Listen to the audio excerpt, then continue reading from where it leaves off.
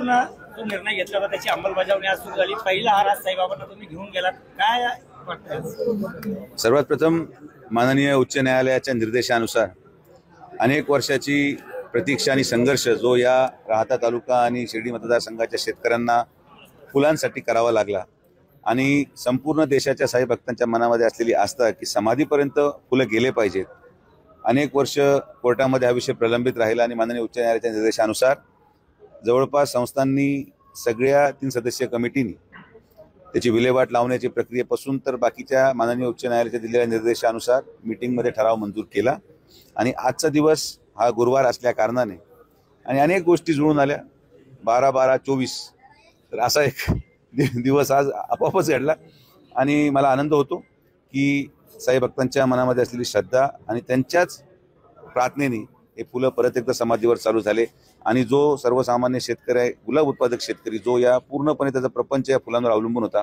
आज त्यांच्यासाठी एक समाधानकारक दिवस राहील आणि बाबांच्या आशीर्वादाने फुलं कायम असेच चालू राहावेत एवढीच मी बाबांचरणी प्रार्थना करतो। काय नियमावली यासाठी करण्यात आलेली आहे का की कोणत्या दुकानातूनच घ्यावे लागतील का असं काही? विविध कार्यकारी सोसायटीची संस्थांची कर्मचाऱ्यांची सोसायटी आहे त्याच्या माध्यमातून ह्या फुलांची आणि हारांची विक्री व्हावी असं निर्देश माननीय उच्च न्यायालयाने जे की कलेक्टरची कमिटी स्थापन झाली होती 2 वर्षापूर्वी, माननीय भोसले साहेब तेव्हा कलेक्टर होते नगर जिल्ह्यातले, त्यांनी एक कमिटीमध्ये हा निष्कर्ष काढला होता आणि आज जे कर्मचाऱ्यांची सोसायटी आहे त्यांनी स्टॉल प्रत्येक ठिकाणी लावलेत आणि ते फुल विक्री करणार आहेत, अल्पदरात करणार आहेत। भक्तांची लूट होता कामा नये ही देखील काळजी आपल्याला घ्यायची। तसंच फुलांची विल्हेवाट लावण्यासाठी निविदा प्रक्रिया संस्थांनी राबवलेली आहे। 7 दिवसाच्या कालावधीनंतर जो कोणी व्यक्ती येईल किंवा जी कोणी एजन्सी येईल की हे फुलांचं पुढं काय करायचं या दृष्टिकोनातून ते प्रस्ताव संस्थांकडे मांडतील। माझ्या मते फुलांची विल्हेवाट लावण्यासंदर्भात जो माननीय उच्च न्यायालयाचा एक मनामध्ये संभ्रम होता तो या निविदा प्रक्रियेनंतर पूर्ण केला जाईल। जर पाहिलं तर दरपत्रक जे सोसायटीने लावले ते इतर व्यावसायिकांना सुद्धा दिले जातील जे हार फुल विक्री प्रसाद करतात। प्राथमिक स्तरावर आज फक्त विविध कार्यकारी सोसायटीच्या माध्यमातून फुल आणि हार विक्री सुरू केली जाणार आहे। जसं जसं हे सगळं एक रुटीन बसेल तसं तसं इतर दुकानदाराला नगरपंचायतीच्या माध्यमातून देखील दरपत्रक लावणं बंधनकारक केलं जाईल आणि शेतकऱ्यांचं नुकसान होता कामा नये, सगळ्यांना रोजगार मिळावा आणि साई भक्तांची लूट पण होऊ नये ही शिर्डी ग्रामस्थांची भावना आहे। त्या भावनेचा आदर करत आपल्याला हे सगळं पुढे घेऊन जायचं आहे। मंत्रिमंडळ विस्तार 2 दिवसात होणार आहे, काय निरोप आलाय का आपल्याला? नाही, आम्हाला काय निरोप नाही, किंबहुना निरोपाची वाट आपण पाहत नाही। सातत्याने मतदारसंघामध्ये जे काम आपल्याला करण्याची संधी मिळाली, 8व्यांदा साईबाबांच्या या पावन भूमीमध्ये आमच्या परिवाराला नेतृत्व करायची संधी या तालुक्याच्या जनतेने दिली आणि प्रत्येक मिळालेल्या संधीचा लाभ हा सर्वसामान्य जनतेला देण्याचं काम माननीय नामदार राधाकृष्ण विखे पाटील साहेबांनी केलंय। अगोदरही आम्ही कधी काही मागायला गेलो नव्हतो। आम्हाला पूर्णपणे विश्वास आहे आदरणीय प्रधानमंत्री गृहमंत्र्यांवर आणि ज्यांच्या नेतृत्वाखाली आम्ही या निवडणुकीला सामोरे गेलो आणि ज्यांच्यामुळे खरं आम्ही भारतीय जनता पार्टीमध्ये आलो असे आमचे नेते, राज्याचे मुख्यमंत्री माननीय फडणवीस साहेबांच्या नेतृत्वावर आम्हाला विश्वास आहे आणि फडणवीस साहेबांनी सातत्याने आम्हाला न्याय देण्याची भूमिका ठेवली आणि यापुढेही आम्हाला आशीर्वाद देतील अशी अपेक्षा आम्हाला आहे। आमदार नितीश राणेंनी वक्तव्य केले लाडक्या बहिणीचे काय वाटतं? नाही काय मी काय मुस्लिम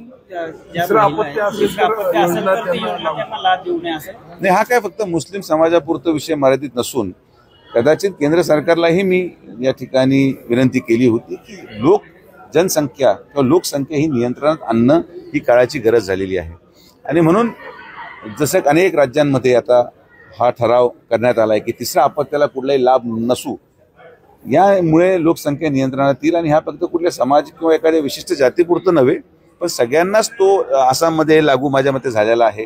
तिसऱ्या अपत्याला कुठल्याही प्रकारचं अनुदान नाही पण ते कुठल्या विशिष्ट धर्माला लागू नाही, ते पूर्ण सगळ्याच सामान्य लोकांना लागू आहे आणि म्हणून त्यांनी काय वक्तव्य केलं हे मी पाहिलं नाही, पण हा कायदा यावा तिसऱ्या अपत्याच्या दृष्टिकोनातून आणि लोकसंख्या नियंत्रण असण्याच्या दृष्टिकोनातून कायदे आले पाहिजेत आणि तरच भारताचा विकास होऊ शकतो। नगर जिल्ह्याला जास्तीचे खाते मिळतील, जास्त मंत्रिपद मिळतील असं वाटतं? नाही, आता शेवटी मी परत तुम्हाला तेच सांगतो, 3 मोठे नेते आहेत राज्याचे, माननीय मुख्यमंत्री, दोन्ही उपमुख्यमंत्री बसून तो निर्णय करतील कोण योग्य कोण अयोग्य, कोणाला दिल्यानंतर संघटना वाढेल। स्थानिक स्वराज्य संस्था निवडणुका आता लगेच तोंडावर आहेत, नगर परिषदा, जिल्हा परिषदा, या दृष्टिकोनातून सगळे समीकरण पाहिल्यानंतर महाराष्ट्रामध्ये तिन्ही मित्र पक्षांच्या दृष्टिकोनातून कुठं आपण कमी पडलो या निवडणुकीमध्ये, या सगळ्या गोष्टींचा विचार केला जाईल। शेवटी किती जरी मंत्री झाले तर सगळ्यांना एकत्रित राहूनच काम करायचं आहे आणि त्यामुळे सगळ्यांना एक संघ राहून महायुतीचा जो विश्वास जनतेने दाखवलेला आहे तो आपल्याला सार्थ करण्यासाठी काम करावं लागेल.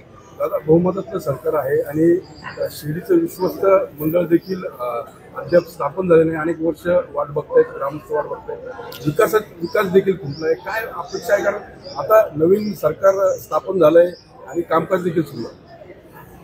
माननीय सर्वोच्च न्यायालयामध्ये तो खटला चालू होता. मागच्या 15 दिवसापूर्वी त्याचा निकाल माननीय सर्वोच्च न्यायालयाने दिला आणि आता विश्वस्त मंडळ स्थापन होण्याच्या दृष्टिकोनातून न्यायालयीन बाब ही आता पूर्ण झालेली आहे.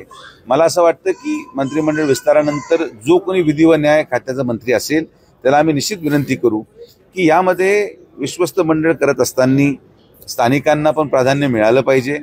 हे काय राजकीय पुनर्वसनाचं केंद्र नको. ज्या लोकांनी शिर्डी निर्माण होण्यासाठी एवढे वर्ष 30-40 वर्ष सेवा दिली, जर बाबांची खरी सेवेकरी असतात, यांना संधी मिळाली तर विकास होऊ शकतो. आणि मला पूर्णपणे विश्वास आहे की आदरणीय मुख्यमंत्र्यांच्या नेतृत्वाखाली महायुती सरकारमध्ये विश्वस्त मंडळ लवकर स्थापन होईल आणि परत एकदा शिर्डीमध्ये जो काही विकास राहिलेला असेल तो माननीय या संस्थांच्या विश्वास व्यवस्थेकडून पूर्ण केला जाईल.